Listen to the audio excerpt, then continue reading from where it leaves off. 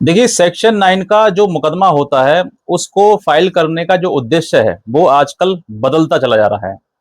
Section 9 का मतलब होता है कि विवाह को पुनः स्थापित करने का अधिकार, यानी कि कंजुगल राइट, जो कि पति-पत्नी में जब विवाद बहुत ज़्यादा बढ़ जाता है, तो वो कानून के पास आते हैं और कहते हैं कि साहब मुझे इनके साथ रहना है, जो कि दोनों का अधिकार रहता है, पति को भी, पत्नी को भी, दोनों का अधिकार होता है।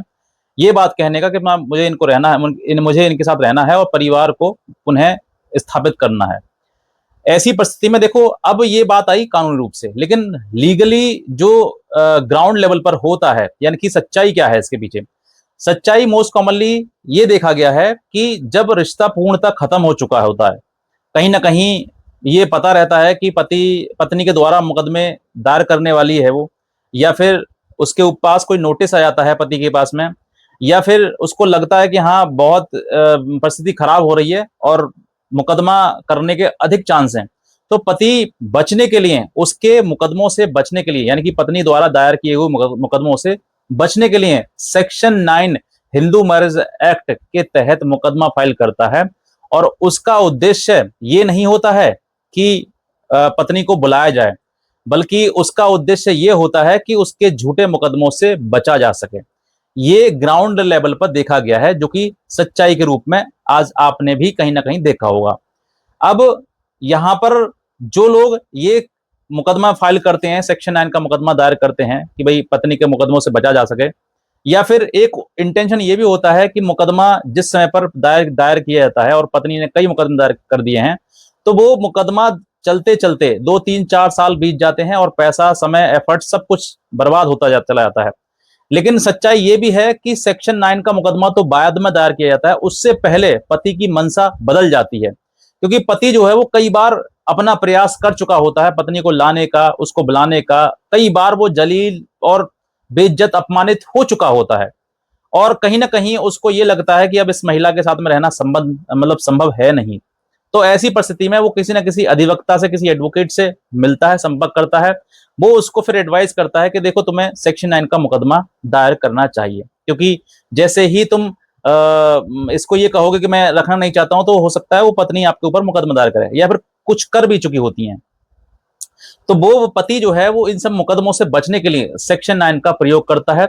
दूसरा इंटेंशन ये उसका ये होता है कि अगर वो नहीं आई, मना कर दिया उसने आने के लिए, तो उसके पास अधिकार रहेगा तलाक लेने का। यानी कि कहने का मतलब इंटेंशन साफ है कि अब रिश्ता जो है सिर्फ कानूनी रूप से रह चुका है, बाकी तो समाप्त हो ही चुका है। तो जहां पर रिश्ता समाप्त हो चुका होता है, रिश्ते में कोई जान नहीं हो चुकी होती है, मृत हो चुका होता है, इसमें बिल्कुल फीलिंग जैसी चीजें खत्म हो जाती है एक दूसरे के प्रति, तब कानून की शरण ली जाती है। और तब इस मुकदमे को एक पार्टनर दूसरे पार्टनर से ये सोचता है कि अब संबंध खत्म हो जाए। महिला कहीं ना कहीं मुकदमा करके ये सोचती है कि मैं इसके साथ में रह लूंगी, अपना दबाव बना के, अपना वर्चस्व बना के, अपने अनुसार हर चीज मनवा के। लेकिन पति ये कहता है कि मैं तुझे नहीं रखूंगा, वो इसीलिए कहीं ना कहीं मुकदमा वो फाइल करता है। ये मैंने आपको सच्चाई बताई है। अगर आपके सामने ऐसी चीज परिस्थिति आ रही है कि मुकदमा सेक्शन 9 का नोटिस आ चुका है, तो आप, अगर प्रयास आपका शादी उस पति के साथ रहने का है, तो मैं कहता हूं तुरंत तत्काल आप उस पति से बात करिए। और अगर वो बात आपसे करने को तैयार है या कर कर रहा है, तो आप अपने आप को खुशनसीब समझिए, क्योंकि इसके बाद आपको आखिरी मौका फिर नहीं मिलेगा। क्योंकि यही एक समय है जिस समय पर आप अपने परिवार को बचा सकती हैं। वरना अब जो है नेक्स्ट स्टेप जो आएगा वो सीधे तलाक का ही आएगा। ये एक बता रहा हूं प्रिजम्पशन जो आपके भविष्य में होने वाली है, भविष्य में आपको सामना करने वाली हैं। तो आप जो है ऐसी परिस्थिति में जहां पर सेक्शन 9 का मुकदमा दायर हो गया है और अब जो है मुकदमा पारिवारिक छोड़कर कानूनी रूप से मैदान में आ चुके हैं दोनों पक्ष, तो आप अपने आप को थोड़ा सतर्क रखिए, सचेत करिए। अब मैं आपको इसी के आधार पर एक छोटी सी सेपरेट एडवाइस करना चाहूंगा कि जब आपके मन में ये सब चीजें आ रही हैं, यानी कि कहीं ना कहीं आपको पत्नी के झूठे मुकदमों से भी बचना है, आपको आपको हो सकता है भविष्य में अगर वो नहीं आई, क्योंकि पति क्या करेगा जब वो साथ में नहीं रहेगी पत्नी, तो कहीं ना कहीं तलाक की ही सोचेगा, अलग होने की ही सोचेगा। तो ऐसी परिस्थिति में अगर आप तलाक की सोच रहे हो, या आप मेंटेनेंस के मुकदमे से बचने की सोच रहे हैं कि भाई जब नहीं आएगी तो हमारे पास ग्राउंड रहेगा और हम मेंटेनेंस भी नहीं दे पाएंगे, क्योंकि सेक्शन 9 का मुकदमा ही एक पति के लिए ढाल होता है। तो मैं आपको उस ढाल से, एक बड़ी ढाल के बारे में बताना चाहूंगा कि जब आपको लगे कि सेक्शन 9 का मुकदमा मुझे फाइल करना है, या कोई किसी एडवोकेट ने आपने एडवाइस किया है आपको, या फिर आपने फाइल कर भी दिया है, तब भी कोई दिक्कत नहीं है। तो आपके लिए जो समय सेक्शन 9 के मुकदमे में आप खराब करेंगे, साल, 2 साल, 3 साल, 4 साल तक का समय खराब करोगे, पैसा एफर्ट्स खराब करोगे, तो इन सब चीजों से बेहतर है आपके लिए कि आप एक हेवियस कॉर्पस नाम से रेट आती है, फाइल होती है ऑनेबल हाई कोर्ट के समक्ष। आप जिस भी राज्य में रहते हैं वहां पर हाई कोर्ट में आप हेवियस कॉर्पस नाम से रेट फाइल करिए, जिसका रिजल्ट आपको 2 महीने या 3 महीने मैक्स टू मैक्स कह रहा हूं, इतने समय में आपको आ जाएगा। और जो पैसा आप 4 साल 5 साल में लगा रहे हैं वो वन टाइम में इन्वेस्ट कर दीजिए, लगा दीजिए, वो आपको रिजल्ट वहां पर उतने ही समय में आपके सामने आ जाएगा। जो आप मुकदमे से बचने की तैयारी कर रहे थे, या तलाक लेने की तैयारी कर रहे थे, वो सब कुछ जो है वो हेवियस कॉर्पस में ही एक ही स्थान पर आपको मिल जाएगा। और जो ऑर्डर आएगा, लोअर कोर्ट ऑर्डर या फिर मीडिएशन का ऑर्डर किसी भी का है, वो कहीं ना कहीं चैलेंजेबल होता है।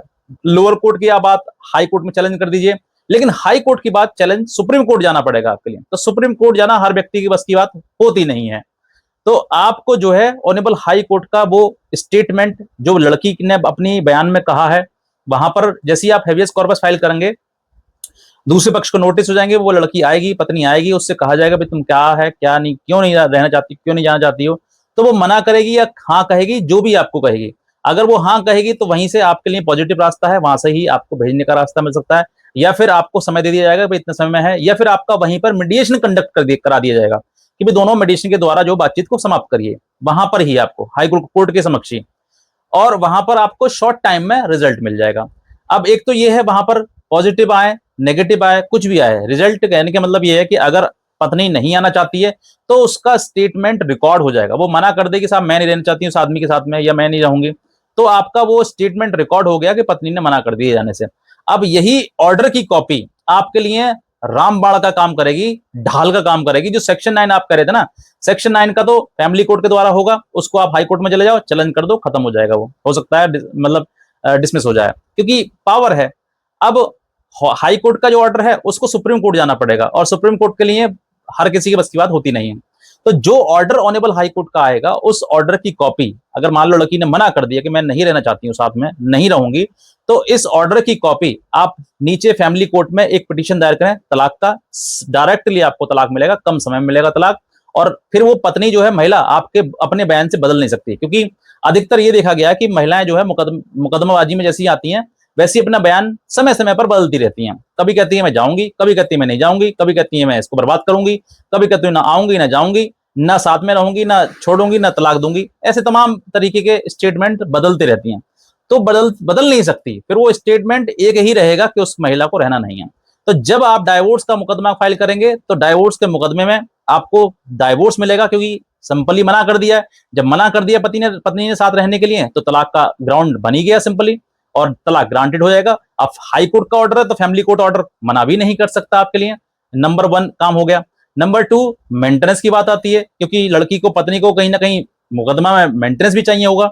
तो मेंटेनेंस जैसे ही बात आएगी, तो मेंटेनेंस जो पत्नी स्वेच्छा से अपने मायके में रह रही है, अपने घर रह रही है, तो ग्राउंड है ये मेंटेनेंस ना देने का, तो मेंटेनेंस भी आपको नहीं देना पड़ेगा। यानी कि कहने का मतलब कि कम समय में बहुत बढ़िया आपके लिए रिजल्ट, और सम जितने भी मुकदमे झूठे मुकदमे आपके ऊपर दर्ज करा दिए गए हैं उन मुकदमों से राहत। तो ये आपके लिए बेस्ट ऑप्शन है जो आपको चुनना है, और ये सेक्शन 9 का जो उद्देश्य है वो आपका पूरा हो जाएगा कम समय में, कम पैसे में, और जल्दी रिजल्ट आपको आ जाएगा। तो यही बताना चाहूंगा। इस वीडियो को दूसरे लोगों तक शेयर करिएगा, और कोई भी हेल्प हमसे चाहते हैं तो हमें बताएंगे।